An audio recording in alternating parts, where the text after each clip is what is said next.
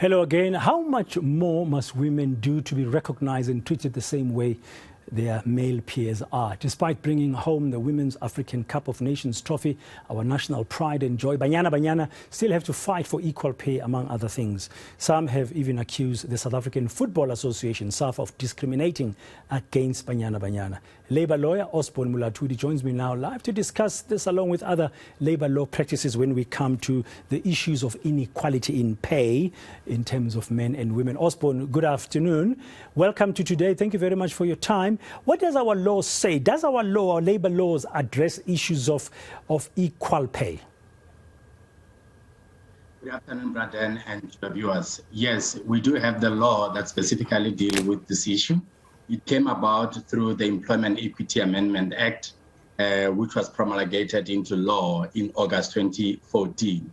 The amendments were meant to strengthen the employment equity's objective of achieving equity in the workplace through the pursuit of two key objectives, namely the promotion of equal opportunity and fair treatment in the workplace, and secondly, the implementation of affirmative action to redress the disadvantages in employment experienced by designated groups. So the principle of equal pay does apply to work that is the same, substantially the same, or of equal value, which is commonly referred to as work of equal value.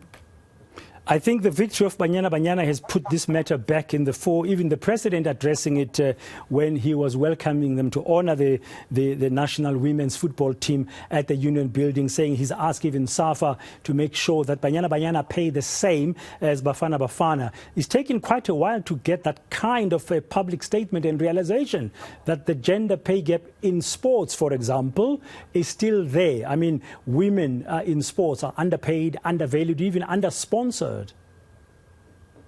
Indeed, and that's one of the reasons why this law was passed and promulgated, in order to address the very same issue. It was encouraging to hear the president at that higher level, encouraging SAFA, amongst others, to take positive steps to redress this, the pay gap parity between our women's sports persons as well as the male sports person.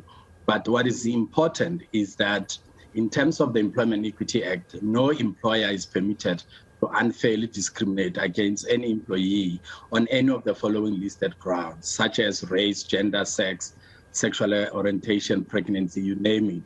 And that will also extend to Banyana Banyana in the context of them being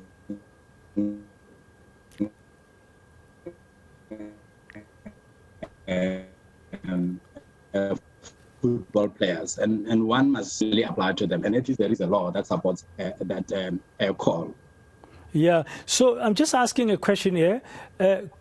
Could a woman who realizes or finds out that they are underpaid take legal action against the employer? The president standing there at the Union building said he's been told that Banyana Banyana are paid 10 times less than Bafana. That's a huge gap. Could they have legal recourse at all? They do. I mean, part of my job is to handle some of those cases. Very recently we've been met with, we call them equal pay disputes. So depending on the nature of the dispute, any affected person may approach the CCMA, but more importantly, because it will in most instances relate to discrimination without being justified by the employer, the employee will have to approach the labor court. So they do have a legal recourse, but at the same time, it does not mean that the employer does not have a defense. So the regulations in terms of the Employment Equity Act does make provision of circumstances under which the employer could defend a decision where it discriminates or differentiates either in terms of conditions of employment or pay, salaries, you name it. And one of those is the responsibility that is demanded of the work, including the responsibility for people, finance, and material. The other one is the skills, qualifications, you name it. The famous one, of course, is the inherent requirements of the job.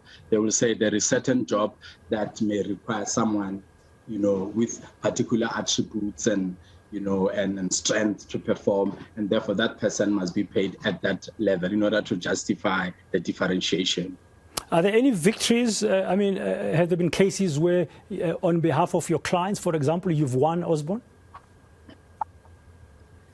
Most victories are internal. So the first step is that you have to lodge a grievance and complain about not being adequately paid in comparison to your fellow colleagues doing the same or similar job.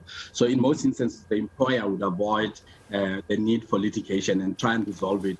And there are progressive employers, by the way, who do appreciate that there are pay differentiation in the workplace, and it's required by the law. So they will take steps to redress and close that gap. They will have meetings with affected employees and their trade unions and make sure that they close that. However, there are pending cases in the labor court where one has to defend those claims. Insofar as globally, we all know about the famous victory for the U.S. women's football, where it has now been settled, that the women footballers will be receiving the same amount of pay and bonuses as their male counterparts. Yes, and the Banyana Banyana have been promised that now. President Ramaphosa saying just the other day that SAFA must pay them equally as Bafana. And we're talking about women in sports. But generally, from your experience, are we still dealing with a lot of these issues? Of unequal pay, gender-wise, in our country. If you have to extrapolate from your experience as a lawyer and you look at the broader picture in South Africa, is it still that bad? Absolutely, without any doubt. If you look at the reports from the Employment Equity Commission, you will see what comes out of there insofar as the pay differentials and as well as the difference in gaps in terms of executive positions of certain races versus certain genders, etc. So we still have a long way. But what one needs to appreciate is that we do have enabling legislation, progressive laws that seek to help employers to take measures to eliminate any unfair discrimination in the workplace. Employers are encouraged to adopt measures to eradicate differences in terms and conditions of employment, including remuneration of employees. I must emphasize that not every act of discrimination is unfair. It's up to that employer to be able to explain and give a justifiable reason why it is discriminating. And one of those defenses is affirmative action.